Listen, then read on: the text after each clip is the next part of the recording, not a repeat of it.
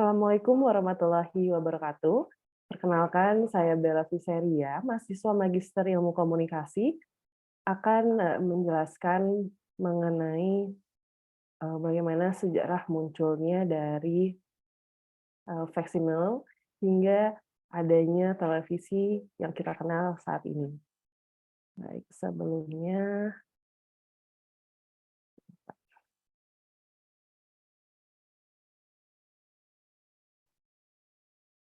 oke, ini saya akan share untuk PowerPoint-nya.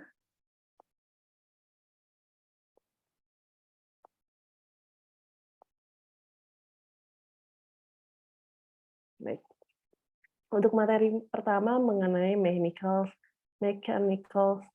scan television, ini akan mencakup banyaknya para peneliti atau fisikawan yang menemukan bagaimana munculnya gambar, bagaimana terbentuknya gambar pada pada abad 18 hingga akhirnya banyak hal yang dapat kita rasakan manfaatnya saat ini seperti adanya televisi, adanya handphone, adanya komputer yang kita gunakan.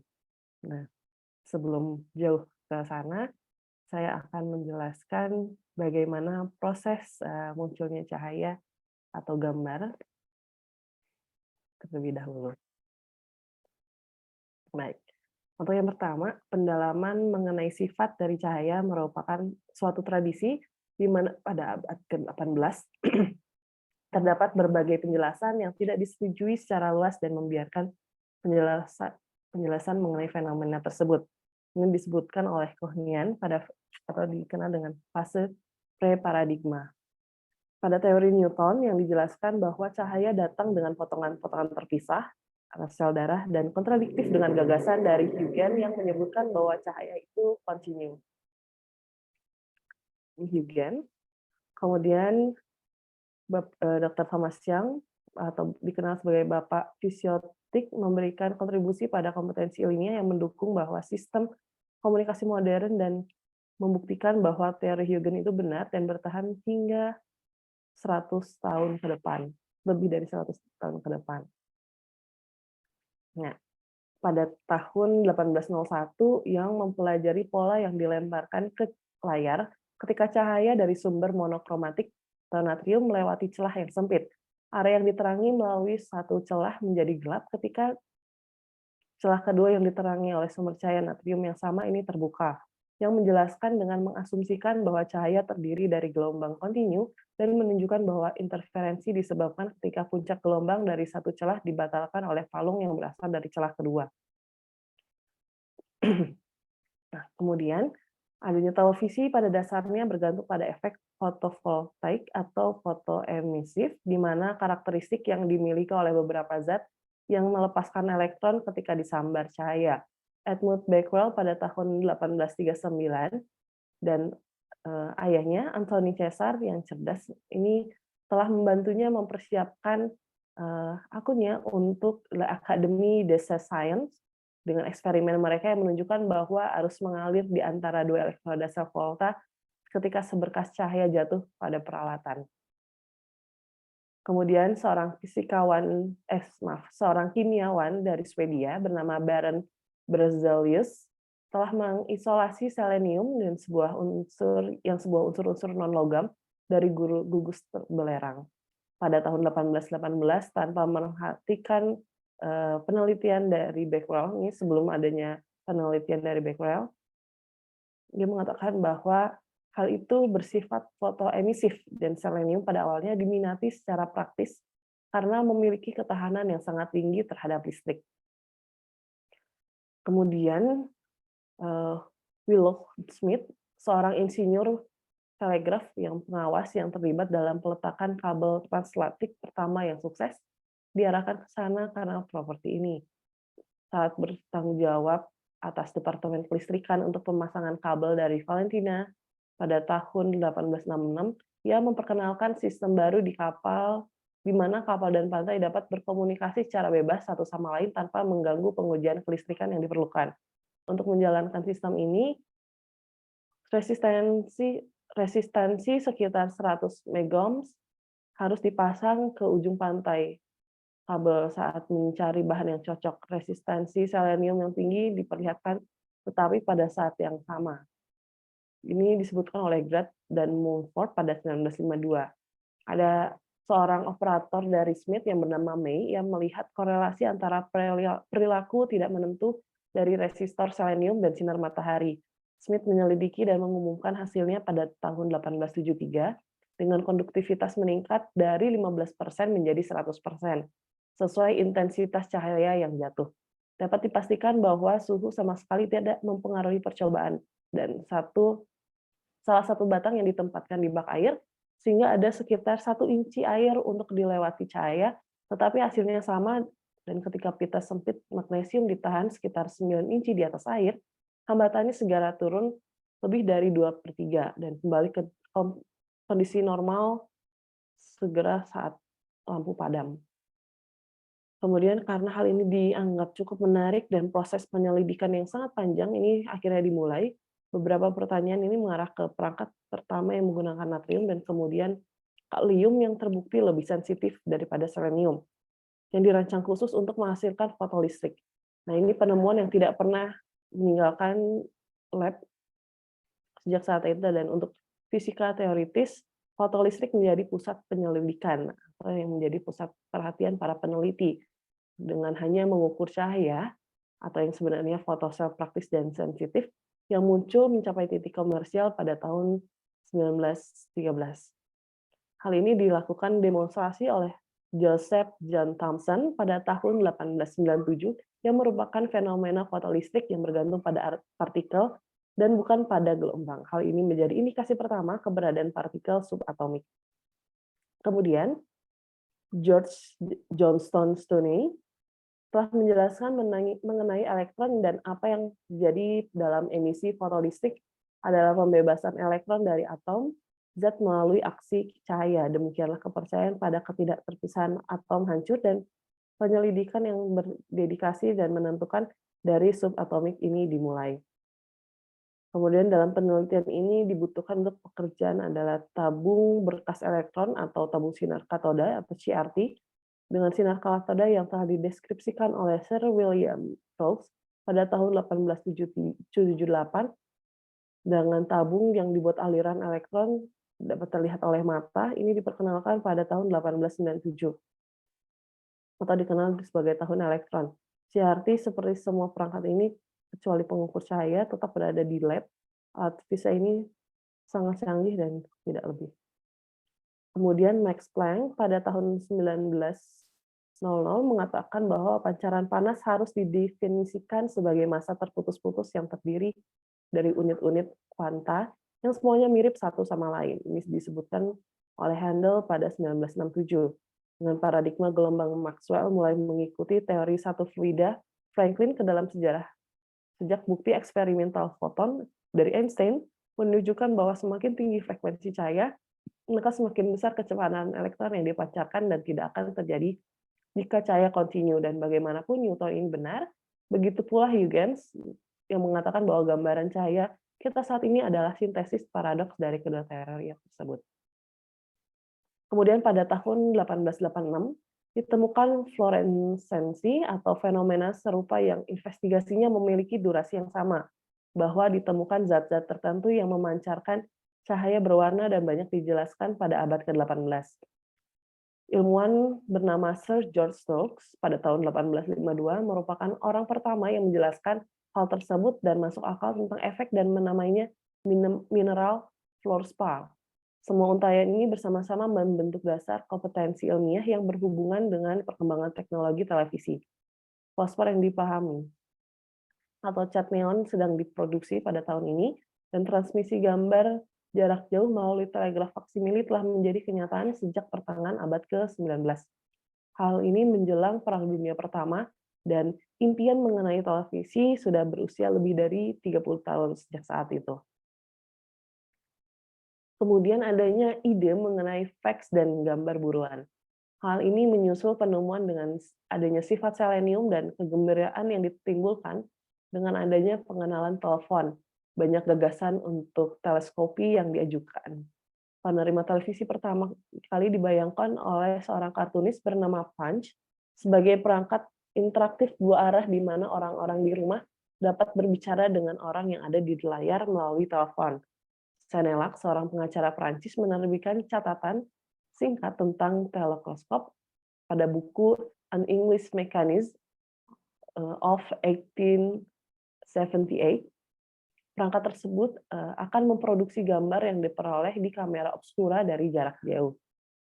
Pada catatan tersebut disebutkan bahwa kamera obskura biasa yang berisi fokus kaca atau layar yang tidak dipoles dan sistem transmisi telegraf otomatis apapun, titik penelusuran pemancar yang dimaksud untuk melintasi permukaan kaca yang tidak dipoles akan dibentuk dari sepotong kecil selenium yang dipegang oleh dua pegas yang berfungsi sebagai penjepit, diisolasi dan hubungkan satu dengan tumpukan dan lainnya dengan garis.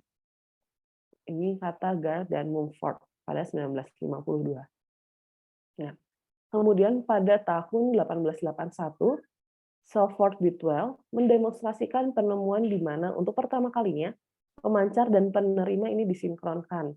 Sel selenium tunggal dipasang dalam sebuah kotak dengan bukan lubang jarum yang diatur dalam bingkai sehingga dapat diputar naik dan turun relatif terhadap layar tempat gambar yang akan ditransmisikan proyeksinya. Di ujung penerima, sebuah drum ini diputar agar sesuai dengan gerakan dan menciptakan gambar negatif dari atas kertas di atas kertas yang dibasahi kalium iodia.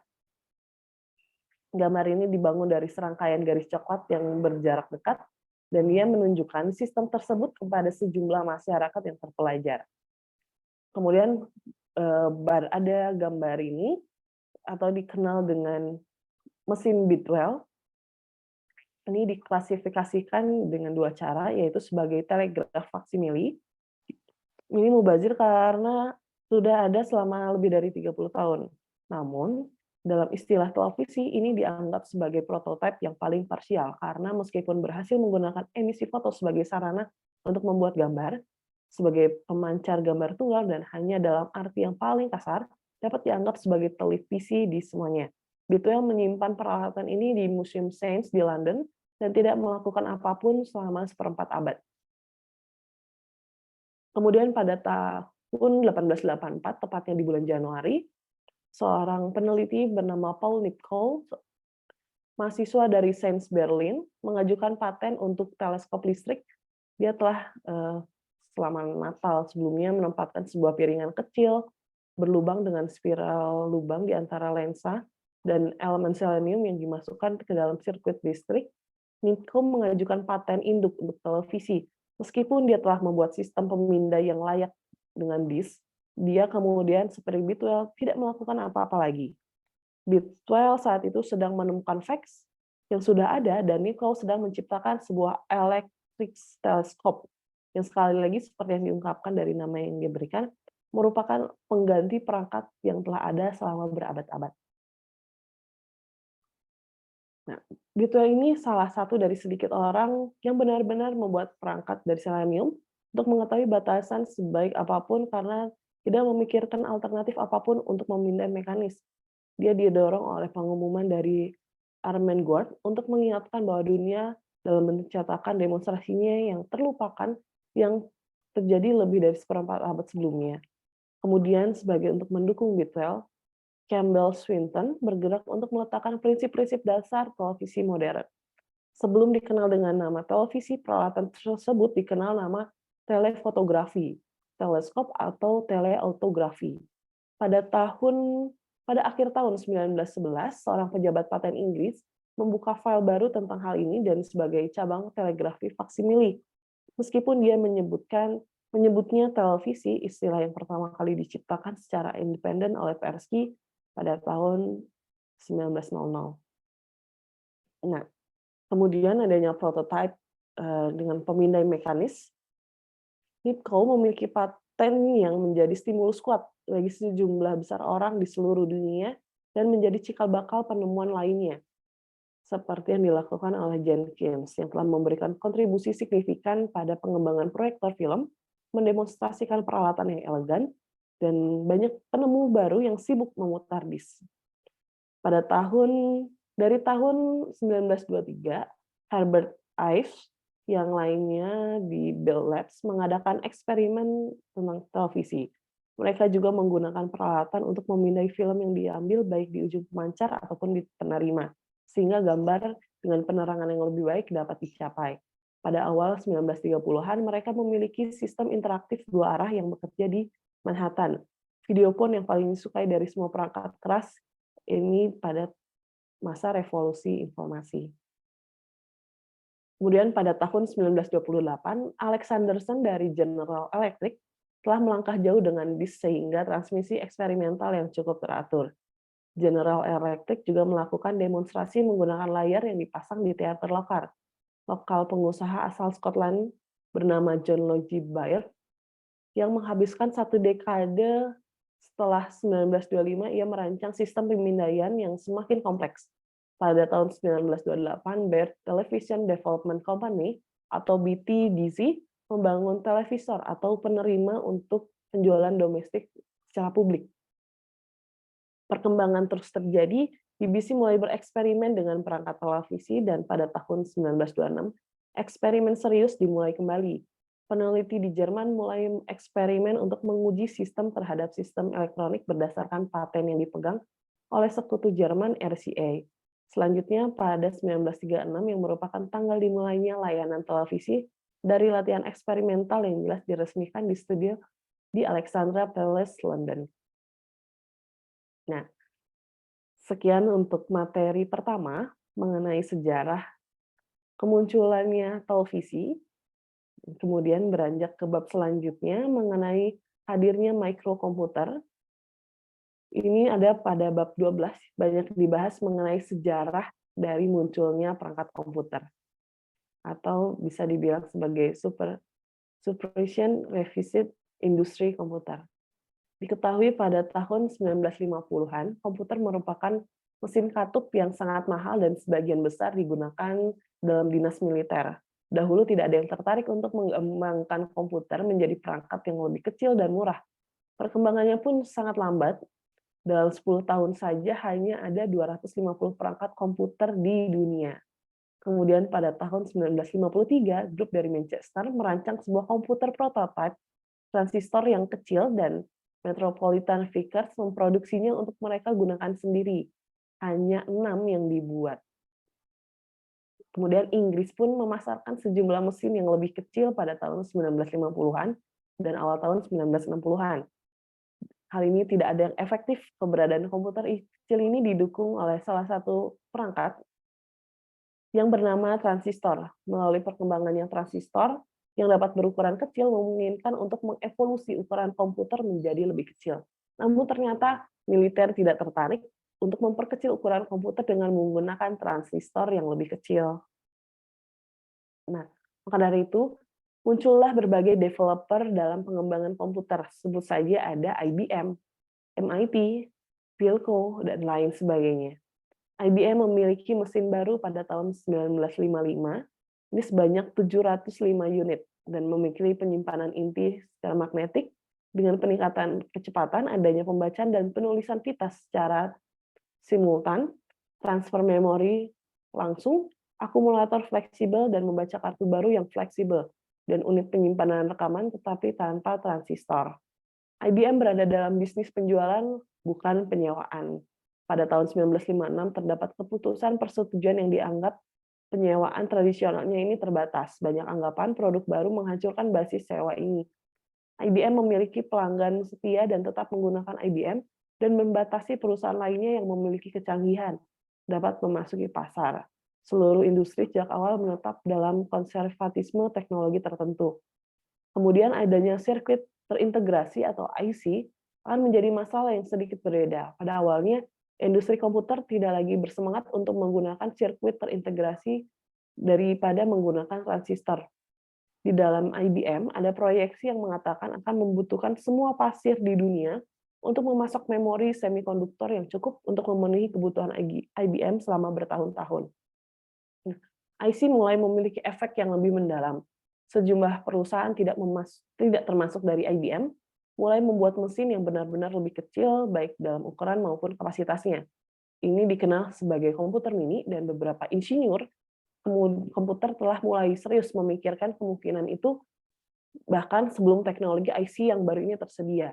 Ken Olsen, anggota tim dari Wirvine Forrester di MIT pada tahun 1957, dia telah mendirikan Digital Equipment Corporation. Dalam waktu 3 tahun telah memproduksi mesin pertamanya dengan memproses data terprogram. Pada tahun 1963, Olsen memproduksi komputer mini pertama dengan nama PDP-H. PDP-H dengan jelas menerangi kebutuhan nyata akan komputer yang lebih kecil. Pada tahun 1969, IC mini tersedia hanya seharga $8.000. Tidak ada yang membayangkan adanya komputer mikro, dan meskipun tidak ada keraguan dalam memiliki potensi penuh, IC sebagai perangkat rangkaian logika serta penyimpanan data telah digunakan sebelumnya, mesin kecil yang berpotensi lebih radikal seperti itu dapatlah dibangun dengan mudah.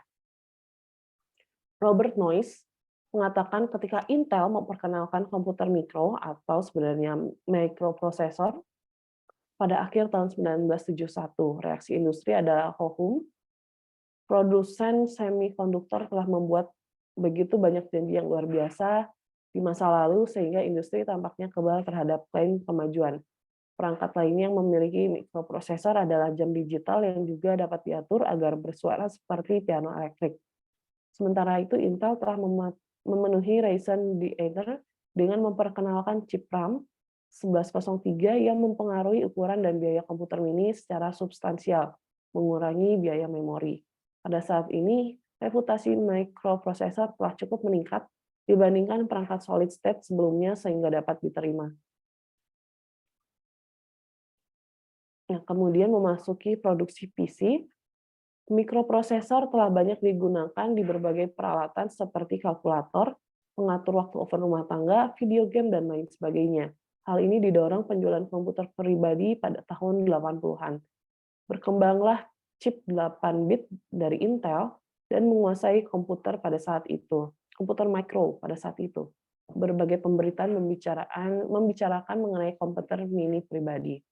Pada tahun 1975, pemain komputer mini utama lainnya, Hewlett Packard, mengambil jalur yang hampir sama dengan digital. Ketika memilih untuk mengabaikan mikrokomputer papan tunggal mentah, para peneliti sebut saja Steve Wozniak dan Stephen Jobs terus menciptakan berbagai hal hingga akhirnya Wozniak bekerja untuk HP dan Jobs yang saat itu putus kuliah dan menghabiskan beberapa waktu di India. Kini bekerja untuk Atari, namun kemudian keduanya saling mendukung dan bekerja sama untuk menciptakan produk Apple. Dan hingga saat ini sukses di pasaran.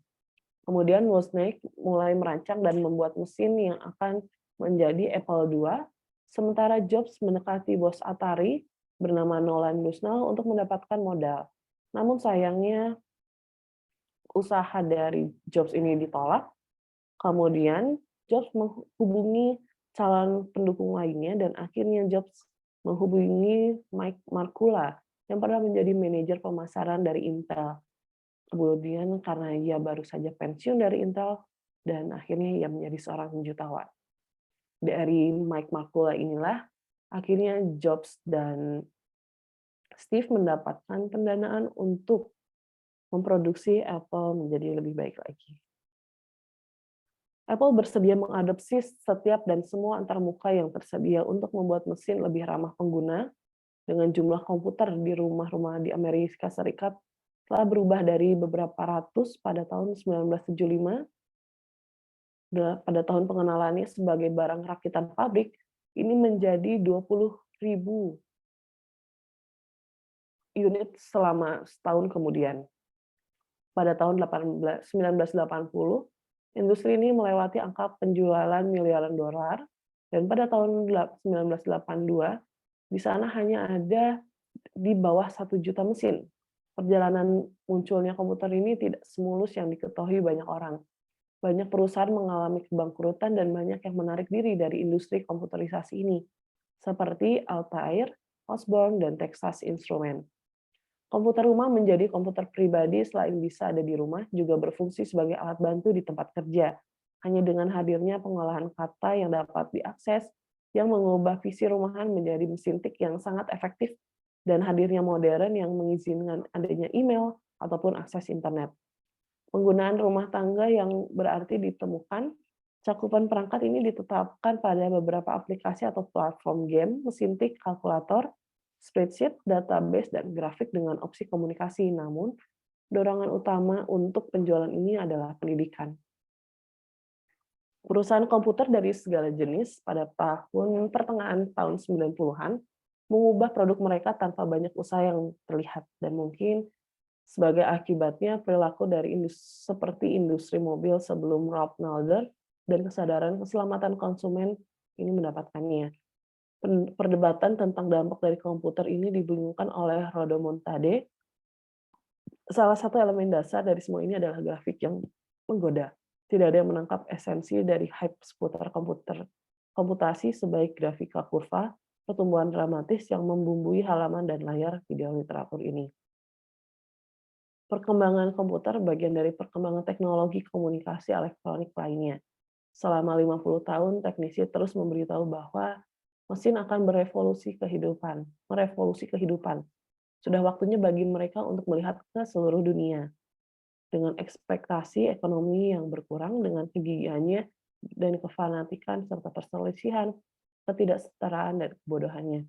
Dan memberitahu kita dengan tepat di mana dan bagaimana komputer secara fundamental berdampak pada semua ini. Terima kasih atas perhatiannya. Sekian presentasi dari saya. Wassalamualaikum warahmatullahi wabarakatuh.